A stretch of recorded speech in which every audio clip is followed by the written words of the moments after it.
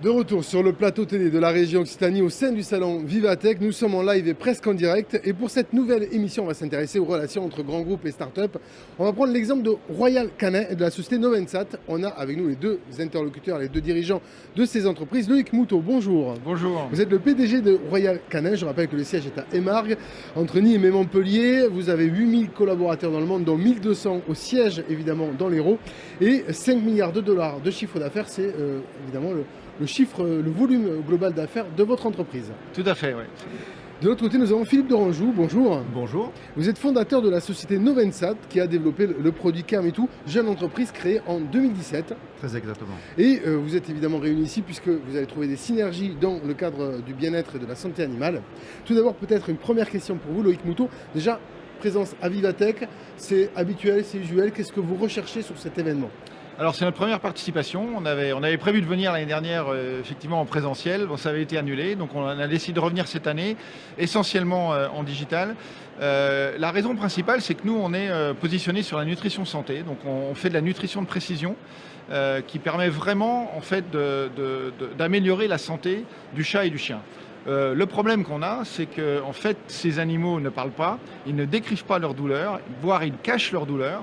Et donc, on mise beaucoup sur la technologie. On pense que la tech, dans la santé animale, va nous permettre en fait de rendre l'invisible visible. C'est-à-dire de faire parler les chats et les chiens, de leur donner une voix qui puisse en fait décrire leurs symptômes et qu'on puisse détecter en fait soit des prédispositions, soit des problèmes physiologiques plus tôt. Et si on les détecte plus tôt, on a beaucoup plus d'options en fait, pour traiter ces symptômes et notamment avec la nutrition, d'améliorer la santé. Il faut savoir que par rapport à la nutrition humaine, où en fait votre régime est choisi par vous, par personne d'autre, dans le cas du chat et du chien, 90% des calories viennent d'un ou deux produits. Et avec ça, d'abord, ça nous donne une responsabilité en termes de sécurité alimentaire beaucoup plus importante, mais surtout, ça nous donne la possibilité d'impacter la physiologie à travers la nutrition et donc de régler des problèmes en fait à travers une nutrition, ce qui n'est pas du tout invasif et c'est très intéressant. Donc le partenariat qu'on a là, c'est qu'on explore comment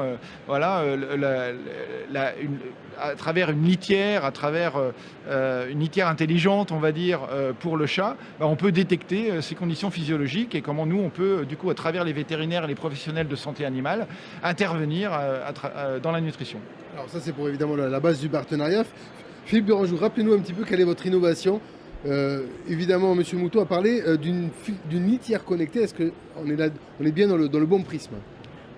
Très exactement. C'est exactement ça. Aujourd'hui, c'est comment est-ce qu'on va pouvoir comprendre le mal-être ou l'état de santé que pourrait avoir l'animal. Donc, on a que très récemment la télémédecine qui a été accordée à titre expérimental en France. C'est simplement mai 2020. Et dans la télémédecine, on a la téléconsultation, on a la télé-expertise et on a la télésurveillance. C'est-à-dire au domicile de l'animal. L'animal n'est pas stressé, c'est pas du tout anxiogène, il ne s'en rend même pas compte.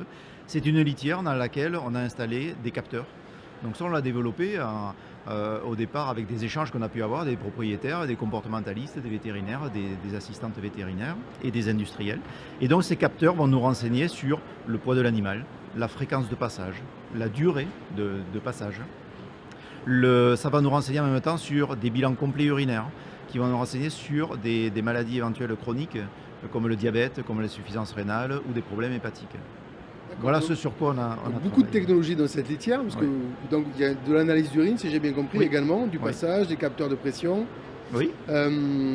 Est-ce que toutes ces données-là, vous arrivez aujourd'hui à les interpréter correctement pour comprendre finalement la santé de l'animal ?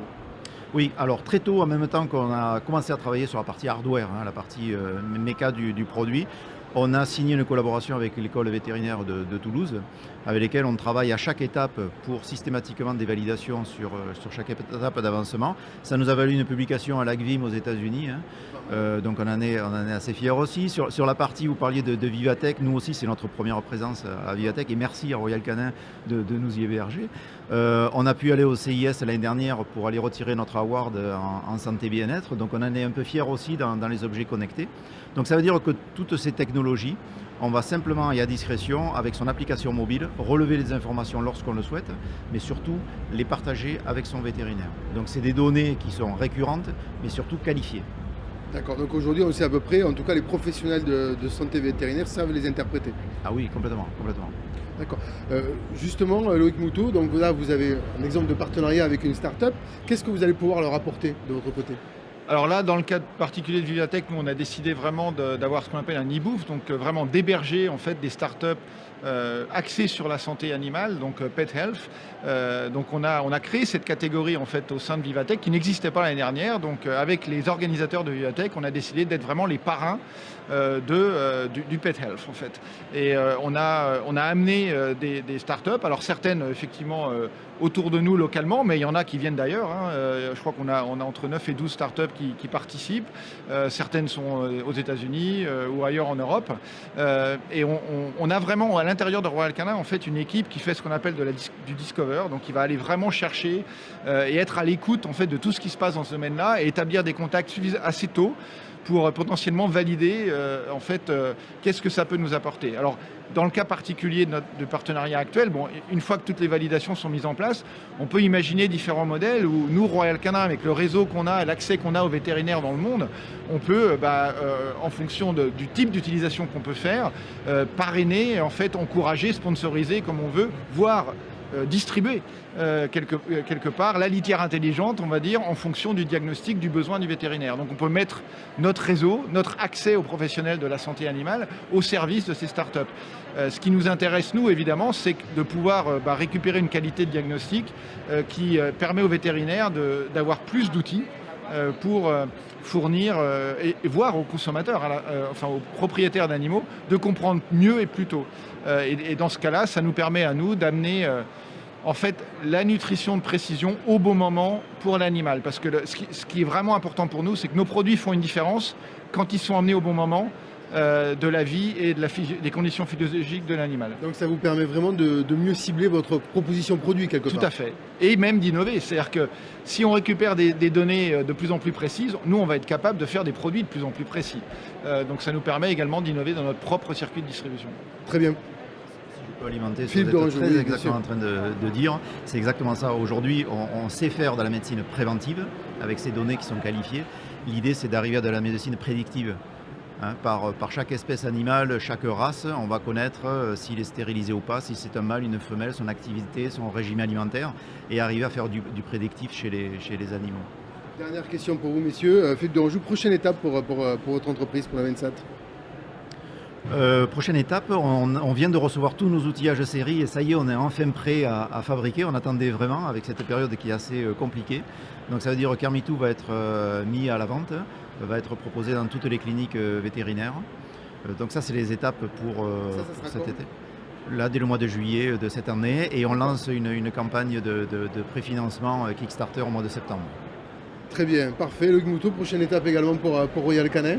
Alors, dans tout ce qui est technologie, nous, on s'efforce vraiment d'essayer de marier, en fait, avec chaque pathologie, le meilleur diagnostic possible qui peut fonctionner, qui peut diagnostiquer les conditions pour lesquelles nos produits sont appropriés.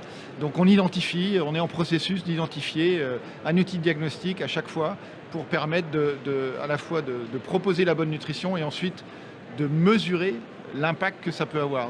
Vraiment, notre idée, c'est de basculer sur...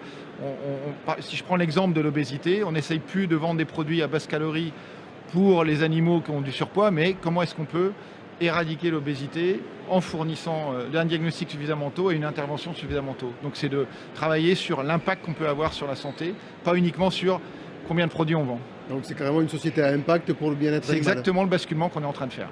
Parfait. Mais écoutez, on va suivre tout ça avec intérêt. Merci messieurs pour votre témoignage. Merci et je vous souhaite évidemment un très bon salon. Merci beaucoup. Merci. Merci.